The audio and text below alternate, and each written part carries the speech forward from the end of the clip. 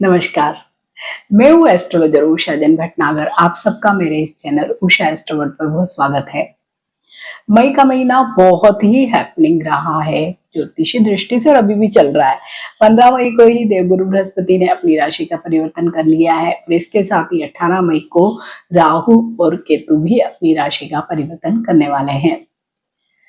यूं तो हर ही ग्रह कुछ कुछ दिनों में राशि का परिवर्तन करते हैं, लेकिन वो बहुत बड़ी खबर नहीं बनते हैं। ये चार ग्रह जो हैं, बृहस्पति, शनिदेव, राहु और केतु, क्योंकि अपने गोचर को लंबे समय में पूरा करते हैं, बहुत धीरे चलते हैं, इसलिए इनका गोचर जब भी एक राशि से दूसरी राशि में होता है तो उसका प्रभाव भी बहुत अधिक देखा जाता है और उसके बारे में ज्योतिषी चर्चा भी अधिक होती है। राहु और केतु का ये जो गोचर होता है 18 महीने में 1.5 साल के लिए एक ही राशि में होता है और यूं भी हम जानते हैं कि ये दोनों ही छाया ग्रह भले ही सौर मंडल में एग्जिस्ट ना करें, लेकिन हमारे जीवन में इनका प्रभाव प्रत्यक्ष या परोक्ष रूप से अवश्य ही पड़ता है। और अभी वर्तमान समय को तो हम ये कहते हैं कि ये राहु का ही समय है। राहु के जो भी इम्पैक्ट होते हैं बिल्कुल अलग होते हैं, क्योंकि राहु है फैलाव का कारक ग्रह, वहीं इसके जस्ट सामने केतु है, वो हर चीज को सिकोड़ने वाला ग्रह है, डिटैचमेंट वाला ग्रह है।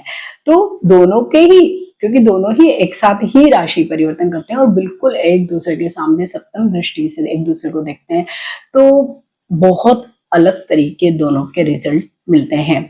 तो यहाँ इस वीडियो में मैं आपसे शेयर करने वाली हूँ राहु के राशि परिवर्तन की वजह से सभी 12 राशियों को क्या फल प्राप्त होंगे। केतु के लिए मैं अलग से वीडियो आपसे शेयर करने वाली हूँ। एट प्रेजेंट तो राहु मीन राशि में गोचर कर रहे हैं, तो जब भी जल तत्व की राशि मीन में राहु गोचर करते हैं तो बहुत ज्यादा हर जगह बहुत असंतोष, या जिसे हम कहते हैं कि बहुत कंफ्यूजन का स्टेट होता है, या मतलब हर चीज इतनी बिखरी हुई उलझी हुई होती है कि एक्चुअल में क्या चल रहा है या क्या चीज होने वाली है फ्यूचर में, वो बहुत क्लियर नहीं दिखाई देता है। क्योंकि कहा यह भी जाता है ना कि राहु क्या है, एक धुआं ही है, भ्रम है, क्योंकि सचमुच ये ग्रह के रूप में तो है ही नहीं, इसे एक छाया ग्रह के रूप में ही मानते हैं। तो इसके साथ ही बहुत सारी चीजें ऐसी भी जुड़ी है कि एक तो धुएं की तरह ही है, वायु तत्व की राशि है जो बहुत फैलाव कर देती है, बहुत दिखावा करती है। और राहु यूं भी बहुत ड्रामा पसंद स्टार है, जिसे हर चीज मतलब थोड़ी सी लार्जर देन लाइफ करके दिखाने का मन करता है, बिल्कुल वैसे ही। तो जब राहु मीन राशि में गोचर करता है और पास्ट के जितने भी हम गोचर देखते हैं तो उस समय में सारी चीजें इसी तरह से हुई। और विशेषकर राहु और धन का संबंध बहुत गहरा है, क्योंकि जब भी हम कोई दिखावा करते हैं या शॉर्टकट अपनाते हैं या बेईमानी करते हैं तो किसके लिए करते हैं? पैसे के लिए ही करते हैं। तो मतलब राहु और पैसे का ही कनेक्शन बहुत अधिक है। तो जब राहु मीन राशि में होता है तो इस तरह की बहुत सारी चीजें होती है कि आर्थिक रूप से बहुत सारे बदलाव होते हैं उस समय में। और उसके बाद जब राहु कुंभ राशि में आता है, जो भी बदलाव मीन में हुए उन सबको एक फॉर्म मिलता है, मीन्स एक कहीं ना कहीं जैसे होता है ना कि लिखित रूप में कोई कानून बना है, कोई रिफॉर्म हुआ या चीजें अब चेंज होगी। उस समय में तो एक समय चलता है लंबा मीन में, जब चीजें बहुत ही गड़बड़ होती है, जहां पे कोई भी अस्पष्टता होती है हर चीज में। लेकिन जब कुंभ में आता है तो सारी चीजें क्लियर हो जाती है और कहीं ना कहीं अच्छी चीजें भी होती है, और वो सारे ही धन संबंधी मामलों में ही होती है। तो बस 18 मई को राहु आ रहा है कुंभ राशि में। यूं भी महर्षि पराशर के अनुसार यूं तो राहु 11वें भाव में बहुत अच्छे ही रिजल्ट देता है, और 11वें भाव में अगर केवल राहु ही नहीं कोई भी ग्रह अगर उपस्थित है, क्योंकि ये लाभ का भाव है, इच्छा का भाव है, तो यहाँ पर हर ग्रह बहुत अच्छे रिजल्ट देता है। लेकिन कहा जाता है कि राहु सबसे बेस्ट रिजल्ट 11वें भाव में ही देता है। और अभी एट प्रेजेंट कुंभ राशि जो हमारे ग्रह चक्र की 11वीं राशि है, वहां से इसका गोचर होगा। तो जितने भी राहु से संबंधित जो भी प्रेडिक्शन सभी 12 राशियों को मिलने वाले हैं वो केवल धन और धन संबंधित मामलों के लिए ही होने वाले हैं। तो यहाँ जो मैं वीडियो आपसे शेयर करने वाली हूँ वो चंद्र राशि पर आधारित है, क्योंकि जो भी लंबे गोचर होते हैं वो मैं हमेशा चंद्र राशि पर ही आधारित रखती हूँ। तो आपकी जो भी चंद्र राशि है आप उसके अनुरूप ही इस राशिफल को देखें। लग्न या सूर्य राशि से कोई भी गोचर में कभी भी प्रेडिक्ट नहीं करती हूँ, तो आप अपनी चंद्र राशि के अनुरूप ही जो भी राशि का है आपका उसको यहाँ पर देखिए। तो ये जो आगे आने वाला जो 1.5 साल है, 18 महीने का जो ये समय है, तो सचमुच पूरा फोकस सभी लोगों का रहने वाला है धन संबंधी मामलों में। क्योंकि कुंभ को यूं भी कहा जाता है कि घड़ा या मटका क्या होता है, स्टोर करने के लिए होता है। पहले के जमाने में तो बहुत सारी चीजें इसमें स्टोर की जाती थी। अभी हाँ, जरूर हम उसको पानी के लिए ही इस्तेमाल करते हैं, लेकिन घड़ा किसी भी चीज को भरने के लिए या स्टोर करने के लिए। तो अभी इस घड़े को भरने के लिए ही राहु का गोचर यहाँ हो रहा है।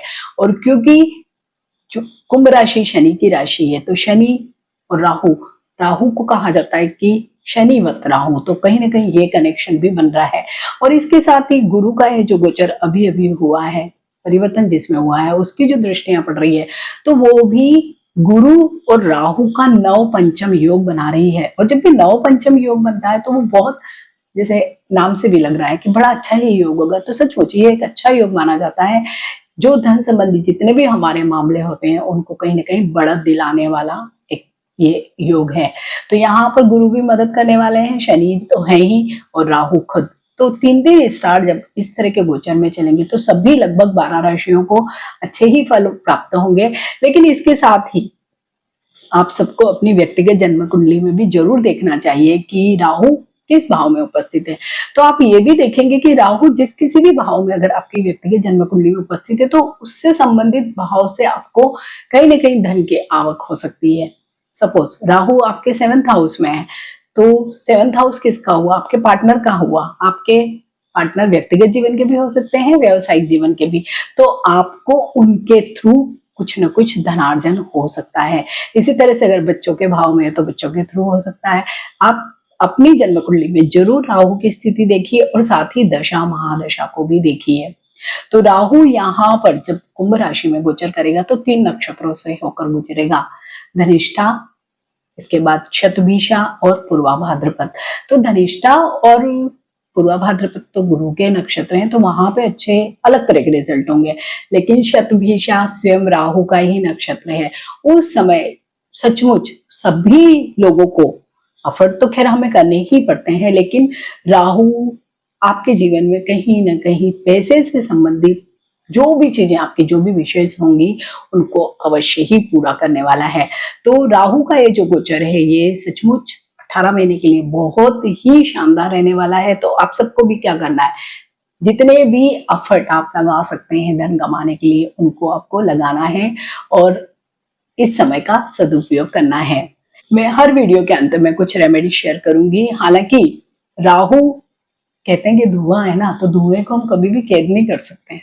हाँ, उनको थोड़ा सा छांट सकते हैं, हटा सकते हैं। तो बस वहां पे मैं कुछ रेमेडीज आपसे जरूर शेयर करूंगी, आप जरूर करें। इसके साथ ही अपनी व्यक्तिगत जन्म पत्रिका में जो भी दशा महादशा है उसके अनुरूप भी आप अगर रेमेडीज करेंगे तो आपको राहु का ऐसे कोई नेगेटिव इम्पैक्ट इन जनरल नहीं आने वाला है। क्योंकि राहु हमेशा ग्रीडी बनाता है और जब भी राहु गोचर में आता है तो जैसे 18 महीने का समय होता है, तो जो शुरुआती 9-10 महीने होते हैं, मीन्स आधा जो गोचर होता है वो हमें बढ़त की ओर ले जाता है कि हमें बहुत मेहनत करवाता है और बहुत इच्छाएं हमें जागृत करवाता है। क्योंकि इच्छा के भाव से ही गोचर करेगा, तो जितनी आपकी इच्छाएं होंगी आप उतनी मेहनत करेंगे, एफर्ट लगाएंगे, पैसे कमाएंगे और यन के प्रकार आप धन प्राप्त करने की कोशिश करेंगे। अगर आपने सीधे सीधे रास्ते चल के धन कमाया तब तो कोई इशू है ही नहीं, लेकिन अगर जहां आपने शॉर्टकट अपनाया, कुछ बेईमानी वगैरह की है, तो हो सकता है कुछ प्रॉब्लम आए। और जो सेकेंड हाफ होता है वो सचमुच फिर से एक डाउनफॉल वाला टाइम दे देता है राहु। तो बस यहाँ पे ये भी एक रेमेडी है कि हम अगर अपने पैर जमीन पर रखें, सीधा रास्ता अपनाए धन कमाने का, तो ऐसे राहु हमें कुछ भी प्रॉब्लम पूरे ही 18 महीने में बिल्कुल भी नहीं देगा। बात करेंगे कन्या राशि की कि कन्या राशि पर राहु का ये जो गोचर कुंभ राशि में होकर होने वाला है तो किस भाव से जाएगा और क्या कुछ फल उनको प्राप्त होंगे। तो कन्या राशि एक बड़ी ही लकी राशि रहने वाली है, क्योंकि उनके 6ठे भाव से ही राहु का गोचर होने वाला है। और 6ठा भाव चार्ट का एक अच्छा भाव नहीं माना जाता, रोग ऋण शत्रु का भाव है। और वहीं पे जब राहु एक बुरे स्थान पर एक बुरा ग्रह बैठता है तो बहुत अच्छे रिजल्ट्स मिलते हैं। बिल्कुल यही स्थिति होने वाली है। तो यहाँ पर राहु बहुत अच्छे रिजल्ट्स कन्या राशि वाले सभी लोगों को देने वाला है। अगर कोई पुराना रोग चल रहा था तो सारे तो आपके समाप्त हो जाएंगे।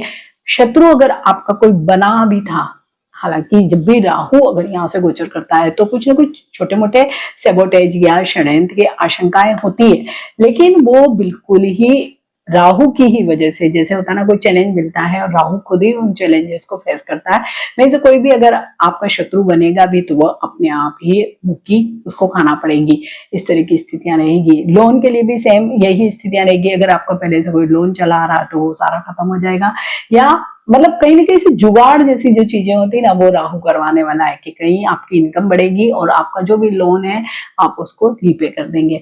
तो छठे भाव का ये जो राहु का गोचर कन्या राशि के लिए होने वाला है, सचमुच बेहद शानदार होने वाला है। राहु जब भी छठे भाव में गोचर करता है तो क्या करता है, बैंक बैलेंस को बहुत बढ़ाता है।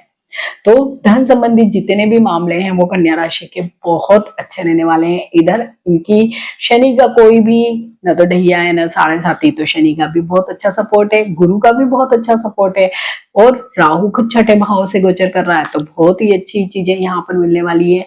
विशेषकर उन बच्चों के लिए बेहद अच्छा है जो पहला पहला जॉब पाना चाहते हैं या गवर्नमेंट जॉब के लिए तैयारी कर रहे हैं, तो उन लोगों को भी बहुत अच्छी सफलता मिलने के योग इस वर्ष होंगे।